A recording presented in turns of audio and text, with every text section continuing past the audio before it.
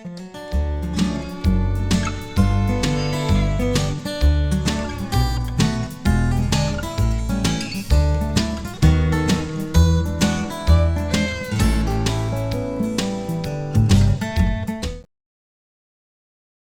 today is a tomato planting day. I apologise in advance if there's any background noise. My neighbour's cutting the grass to within an inch of its life, although I must admit it looks very nice afterwards. So what we've got here is my big risk strategy for 2023. That is outdoor tomatoes. I never really succeeded with them outdoors, basically because they grow extremely well and then keel over with blight. Very prevalent around here and a great challenge. So inspired by the really hot weather last year, I thought I'm going to have a go. Why not? I've got the space.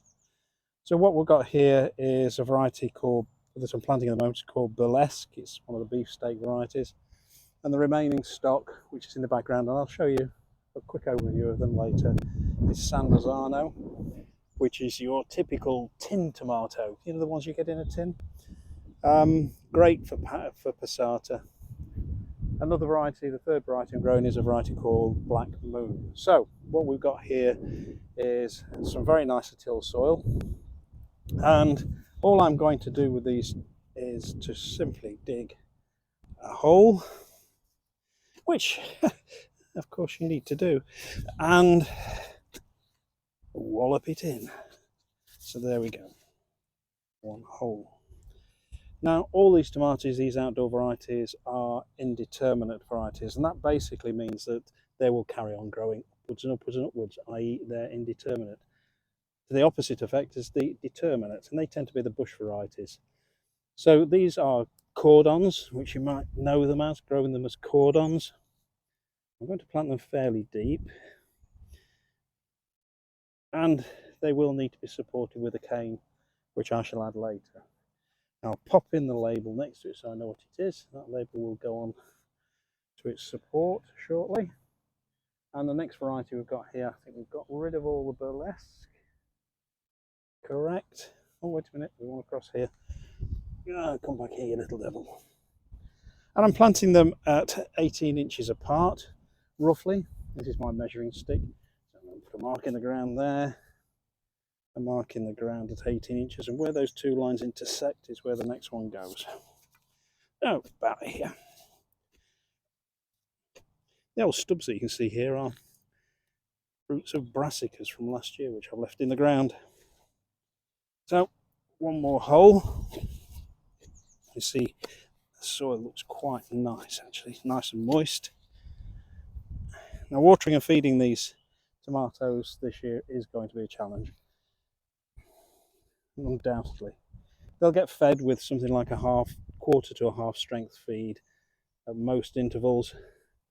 They'll receive a surface dressing of fish blood and bone, and probably another dressing of that in about 6 to 8 weeks or thereabouts.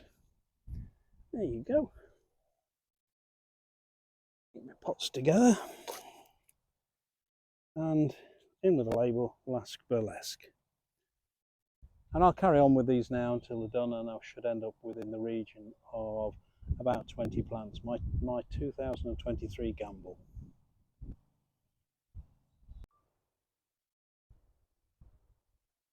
And there we have it. Job done.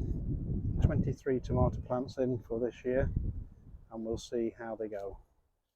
I am thinking of putting a drip line or leaky hose in. I'll give that some thought. We'll see how we go.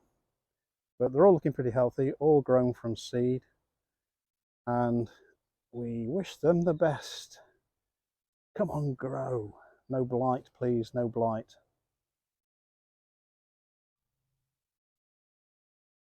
Now, like all good strategists, you do need a backup plan.